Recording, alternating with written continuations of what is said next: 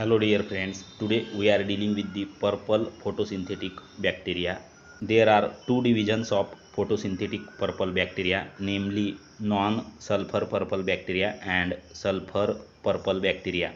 The determination of the three-dimensional structure of the reaction center of respective organism has provided an unprecedented opportunity to understand the structure and function of photosynthetic reaction center. In 1984, Michael Disenhoffer and Huber described the three-dimensional structure of the pheophytin quinone reaction center of Rhodosudomonas viridis.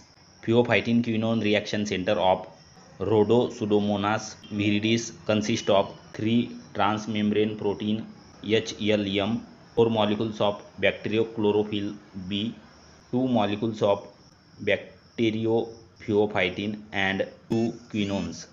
A C-type cytochrome containing 4 heme also forms an integral component of the reaction center. If you like the video, share with your friends and please do subscribe our YouTube channel. Hit the bell icon to get update of latest notification from our channel. Thank you.